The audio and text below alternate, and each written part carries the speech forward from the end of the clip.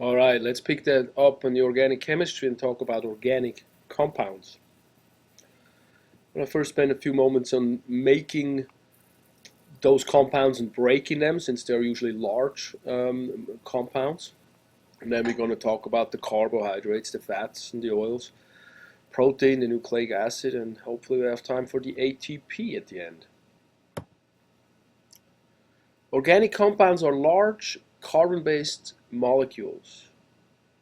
They make up our macronutrients, which are carbohydrates, proteins, fats, and nucleic acids, which makes up our DNA. Two words we want to learn there are polymers and monomers. Poly means many. So polymers are long-chained molecules that are formed with bonds putting smaller molecules onto one another. And the monomers are the simplest unit of one of those pieces that the polymers are made up of. So in a protein as a structure is a polymer because it's made up of a lot of amino acids that are chained behind one another like beads. And so an amino acid will be a monomer. When we make polymers, we take two single monomers, two simple molecules, and squeeze some water out of them and glue them together. That's basically what we do.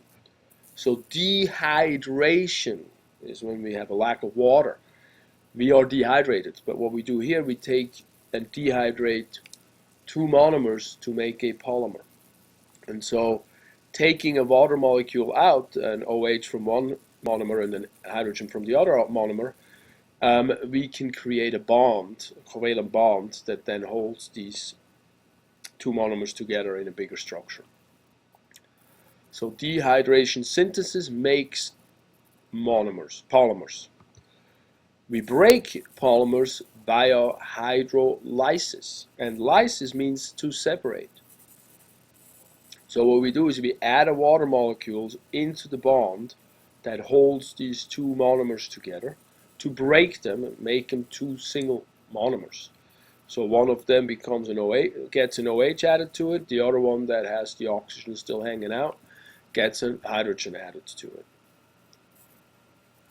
Hydrolysis. Lysis is a really important word, so you want to remember that. It's breaking and separating things. This brings us to the carbohydrates, which are rings of carbon atoms, and they have hydrogen and oxygen attached to them. The ratio between the hydrogen and the oxygen is a 2-to-1 ratio, and that's the same as in H2O, which is water. So therefore, that makes these molecules hydrophilic, and that means they dissolve well in water, and they love, philic means loving, so they love water.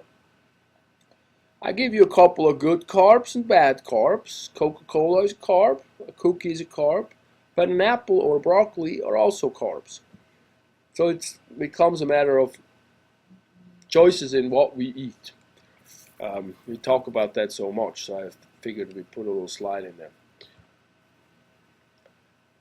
A monosaccharide is a monomer in the carbohydrate family.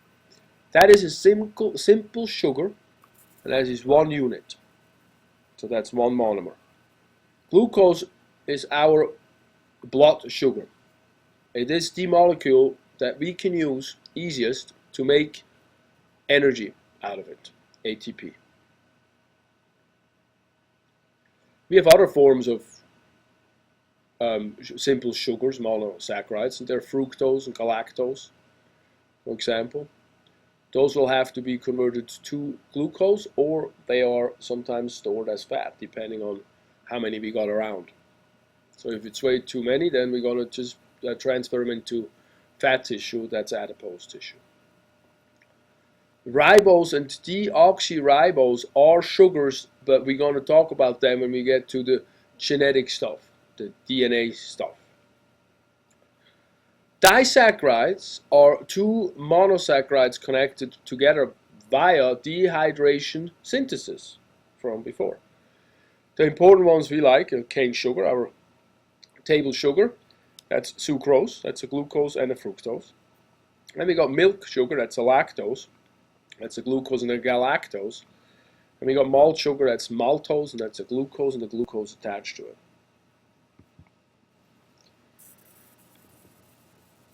After disaccharides, we can create polysaccharides, and those are long branching chains of sugar.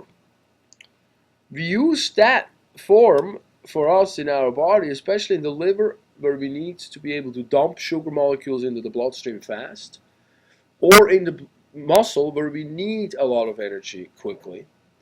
And what we do in those organs, we can trap sugar in the cells by connecting them to one another, making a glucose, sugar, sugar, sugar, sugar, long glucose chains, and those are known as polysaccharides.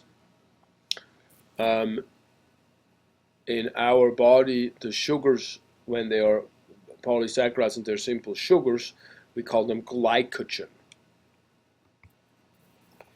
Carbohydrates are very associated with the obesity epidemic, which is quite problematic we have in this country and in the whole rest of the Western world. But in '92, the food pyramid changed and suggested to eat a lot of grain products. And then together with the fat-free fat, it will cause the major caloric overeating because fat in the food satisfies the food more than carbs, and so if we don't have any fat in it, we tend to eat more of it.